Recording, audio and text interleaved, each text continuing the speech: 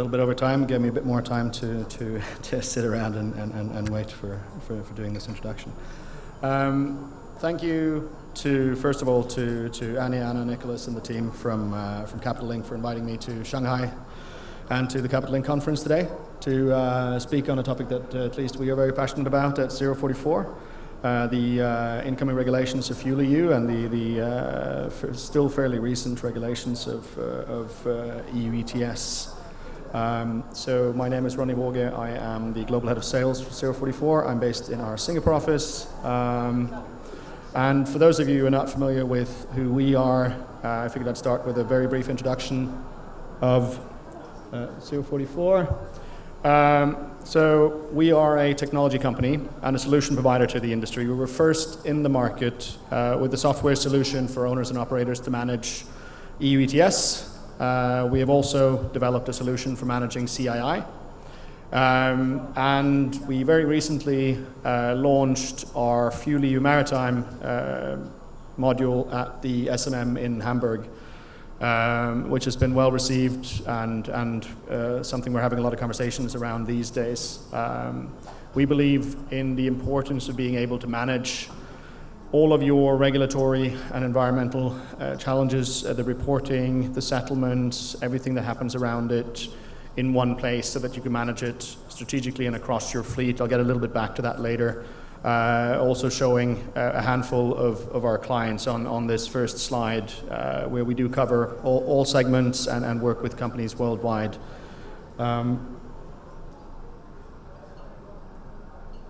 Is it? Oh, skipping ahead too fast. Okay. So as we all know, the regulatory pressure is increasing on our industry. Last year, we introduced the carbon intensity indicator. This year, the EUETS system was introduced, now in its 10th month. In 2 months, FUELEU is being rolled out. In a couple of years, IMO's regulations will come out. Methane, and adding on to the carbon dioxide aspect, of course, methane and NOx are already part of FUELEU and will be a part of EUETS from 2026. So it's getting ever more complicated to manage all of these regulatory aspects every year. It's a challenge whether you're a small or a big operator. Currently, it's mostly a challenge if you trade to Europe, which more than 30% of the world's fleet does, and which the majority of the world's owners and operators do, with at least parts of their fleet.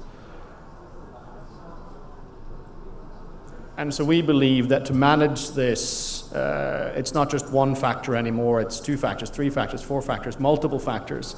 And they can all come together on, both for individual vessels and across your fleet, and they can be better optimized if you do this in a sort of a strategic and wholehearted approach. Because you have to think about a number of different things. I'm not going to go through all the questions on this slide, but we've put up a few questions that we definitely recommend that you ask yourself as an owner, operator, or manager, in how you strategically manage your fleet going forward, to ensure that you stay compliant, to ensure that you minimize your cost of this compliance, to ensure that you're not out of pocket or exposed beyond what you should be. And there's so many different factors across new fuels, new ship technology, and better solutions for making smarter business decisions, leveraging technology, yet again. As a part of our journey in this, we have developed a framework of what we call the 4 maturity levels of emissions management, ranging across 2 segments of foundational up to advanced, and breaking it into 4 pieces, from ad hoc through data-driven management to controlled management to strategic management. Sorry, I forgot to click the button. So here's the framework that we have developed, and as I said, foundational and advanced, moving on from the starting point of ad hoc management, where a lot of companies were a couple of years ago and where many companies still are. In conversations that we have with companies, we find that most are somewhere in the range of 1 to 3, many are somewhere on the number 2. And of course, many have a goal of getting more towards the strategic management, but they don't know exactly how to do it, or they don't have the tools in place to do so. And we are trying to support companies in getting to that point. I'd say if you happen to be a client of 044s, you would be more likely in category 3 because you would have a technology-enabled process for handling this across your fleet. Can mention in that sense that one of the things we have started doing earlier this year is carbon health check workshops that we do with companies. We've done these now all over the world. In this part of the world, we've done them in Singapore, in Hong Kong, and in Tokyo, either virtually or in person. There's a couple of companies in the room today that have sat down with us, and we've done a workshop with them, trying to find out, I mean, if you're going to do a strategy and take a strategic approach to managing emissions, then the starting point should be that you know where you are today so that you can know where you want to be in the future, and then you can start setting the larger goals and the step-by-step goals of how to get there in the way you manage it. So you're welcome to scan this QR code if you want to know more about this.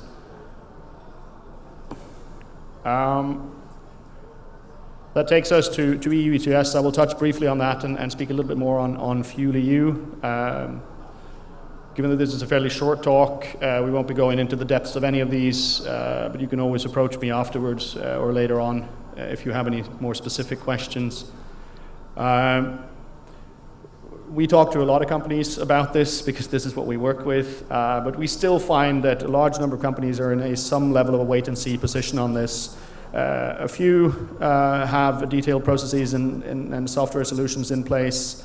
A few have built their own. We see this with some of the major, some of the larger technical managers, for example, and others have added this as an add-on or built something into their own existing solution. That's not an option for most companies. And very many are doing this in some or multiple versions of Excel spreadsheets, etc., throwing a few extra people at the problem, at least for now, which you could do with parts, but it gets ever more complicated as the regulations become more complicated and have more options, such as FUELEU, which I'm getting back to in a minute. And we even see larger companies be in a situation where they are handling, and I think some of the biggest cases we've seen is companies handling, companies with more than 100 million euros in annual exposure to EUETS who still use spreadsheets to manage their exposure, which is a substantial amount of money to not have a system in place for. I won't go through all the details of this, but there are a lot of parties that need to get aligned. There are a lot of contracts that have still not been entered into that we see. And it's now less than a year until submission of the first EUAs, and we're talking to companies still today that have not yet invoiced for any of the EUAs for 2024 that they should have received up to 9-10 months ago, which they will need to have in place for submission by September next year. So we believe there's a sense of urgency in getting on top of this. It seems the industry is still, at least across a large part of it, lagging behind in being on top of dealing with the regulatory aspects. A lot of text on this slide, but I only wanted to touch on a couple of parts of it. EUETS best practices vary, of course, between whether you're an owner, an operator, a charter, or a manager. We believe that there are certain key challenges that we have identified in the work that we've done and certain best practices we have identified. And to touch only on the owner side for now, there's a challenge around managing the cash and EUA invoices. There's a challenge around monitoring the corrections and things that change over time. And there's a challenge in having a transparent audit trail, which you will need once your auditors come around next year. And we believe that in best practice, you automate your invoicing, you automate your union registry management and the matching of transactions, and you incorporate voyage-based verification into your process, which we do in our processes through partnerships with D&V and others of the verifiers, where we have full integrations with them and get the verified emissions data directly into our system, allowing you to do your invoicing and everything on that basis. Touching also a little bit on FUELEU. everyone's probably seen some sort of a version of this. We all know that it's 2% from 2025, increasing to 6% from 2030 and so forth. The penalties are already high, and of course they will quickly rise in coming years as the intensity requirements become stricter. A lot of the companies that we speak to are aiming for just paying the penalties and dealing with it that way, at least for now, until they find a better way. But what we see when you have a system in place that allows you to manage this across various factors, you can also then see which way of handling FUELEU, for example, is the best one for this particular vessel or across my fleet.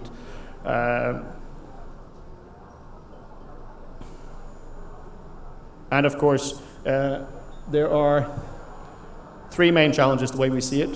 The first one is the extended data set, which everyone's working on these days, trying to improve the input in our noon reports, trying to improve the input in general, because we don't currently capture all the information we need to meet the requirements of the reporting and information that we need to manage FUELEU.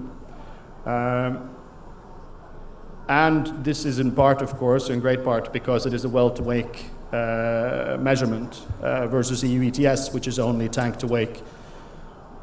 And our current systems don't capture all the necessary information, and all of this needs to be exchanged in verified format between the various parties of owners, operators, and managers, where ultimately the technical managers are responsible for dealing with FUELEU, even though they have very little to do with the actual fueling or anything of the commercial side of the business. We see the second challenge as the flexibility of the system, which was introduced to make it easier, but also makes it more complicated with the pooling, banking, and borrowing. I'm not going to go into all the details of this, but what we see is that companies say, oh, we're going to do one, or we're going to do the other, we're going to do a third one.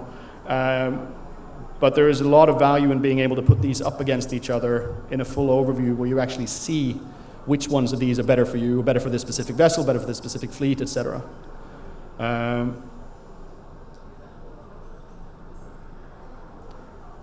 And the third one, again, is stakeholder alignment. Similar challenges that you'll have with the EUETS, of course, and the other regulations. But the forecasting and planning of GHG intensities, the agreements, and of course, many of these contracts are still not adapted or agreed. The clauses are not ready. BIMCO has not published anything yet similar to EUETS. It's probably going to come just before FUELEU actually comes into play, so somewhere around Christmas time. And those are, of course, very owner-friendly, so they will be adapted. You will have a large range of versions of what they're going to look like. The data monitoring around the GHG intensities, the potential penalties, and the financial liabilities is also a huge challenge that a lot of companies are struggling with, and also ensuring that you have the actual proof and verified proof of these are the fuels that we've put on board this ship, and creating that element of trust. There is a big challenge in that as well.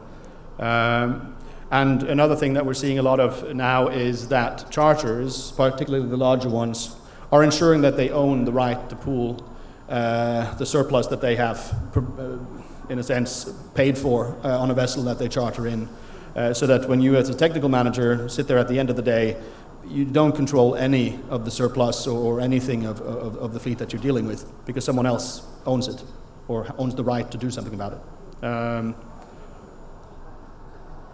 Again, won't go through all of these here, but we believe that the best way forward for a lot of these situations is a combination of